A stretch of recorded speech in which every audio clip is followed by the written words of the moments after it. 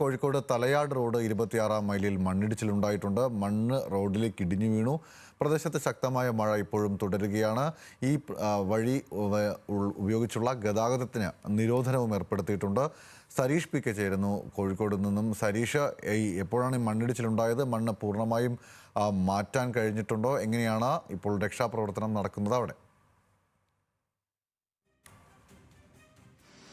ഇന്ന് പുലർച്ചെയാണ് ഈ കക്കയം തലയോട് റോഡിലെ 26-ാം മൈലിൽ മണ്ണിടിച്ചിൽ ഉണ്ടായത്. ഒരു ഭാഗത്തു നിന്നും അവിടെ ഈ കുന്ന് തുരന്ന് റോഡുണ്ടാക്കിയ ഒരു മേഖലയാണ്. അതുകൊണ്ട് തന്നെ ഒരു വശം മുഴുവൻ മണ്ണാണ്. ആ മണ്ണിൽ നിന്ന് അല്ലെങ്കിൽ ആ ഭാഗം ഇടിയുന്നൊരു സാഹചര്യം ഉണ്ടായിരുന്നത്. മണ്ണ് മുഴുവനായി റോഡിലേക്ക് നിൽക്കുകയാണ്. ഒരുപക്ഷെ ഇന്ന് ഉച്ചയോടെ മാത്രമേ ആ മണ്ണ് പൂർണ്ണമായി നീക്കാൻ സാധിക്കുകയുള്ളൂ.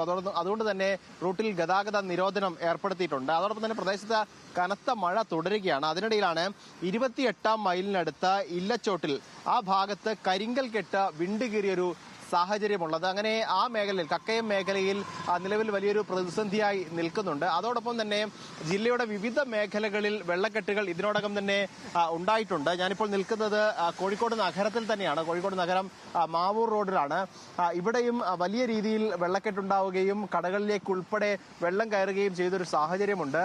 നേരത്തെ സൂചിപ്പിച്ചതുപോലെ ഈ കോഴിക്കോട് നഗരത്തിൽ ഇടവിട്ടുള്ള മഴ മാത്രമാണ് പെയ്യുന്നത്. ഇന്നലെ രാത്രി ഇടവിട്ട് മഴ പെയ്തിരുന്നു. പക്ഷേ ആ ഇടവിട്ടുള്ള മഴയ്ക്കിടയിൽ തന്നെ ഇത്രത്തോളം വെള്ളം ഈ മേഖലകളിലാകെ കയറുന്നതാണ് ഏറ്റവും പ്രതിസന്ധിയായി നിൽക്കുന്നത്.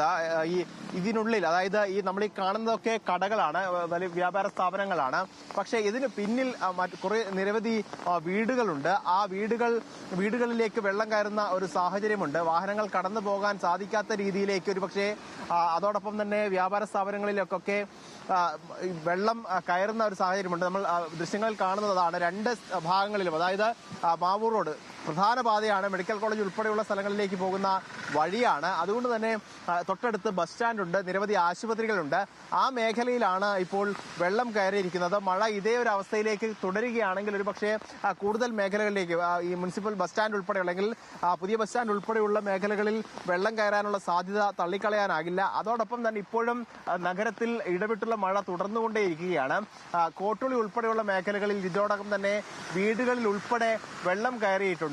ആ മേഖലകളിൽ നിന്ന് ആളുകളെ ഇന്നലെ കയറാതിരുന്ന, അതായത് ഇന്നലെ രാത്രി മുതൽ തന്നെ മഴയുണ്ട്, പക്ഷെ ഇന്നലെ വെള്ളം കയറാതിരുന്ന മേഖലയിൽ ഇന്ന് വെള്ളം കയറുന്ന ഒരു സാഹചര്യമുണ്ട്. അവിടെ നിന്നും ആളുകളെ അടിയന്തരമായി മാറ്റണം എന്നൊരു നിർദ്ദേശമാണ് ഇപ്പോൾ ജില്ലാ ഭരണകൂടം നൽകിയിരിക്കുന്നത്. കാരണം ഈ നിരവധി കോട്ടുളി ഉൾപ്പെടെയുള്ള മേഖലകളിലെ പുഴകളിൽ ജലാംശം അല്ലെങ്കിൽ ജലനിരപ്പ് കൂടുന്നതായാണ് ഇപ്പോൾ ദുരന്ത നിവാരണ അതോറിറ്റി കണ്ടെത്തിയിരിക്കുന്നത്. ഒരുപക്ഷെ ഈ മലയോര മേഖലകളിൽ കൂടുതലായി മഴ പെയ്യുകയും ഡാമുകൾ ഉൾപ്പെടെയുള്ളവ നിറഞ്ഞൊഴുകുകയും ചെയ്യുന്ന സാഹചര്യത്തിൽ സരീഷ്, വിശദമായി ഈ വാർത്തകളിലേക്ക്, ജില്ലയിലെ സാഹചര്യങ്ങളിലേക്കൊക്കെ നമ്മൾ മടങ്ങി വരേണ്ടതുണ്ട്.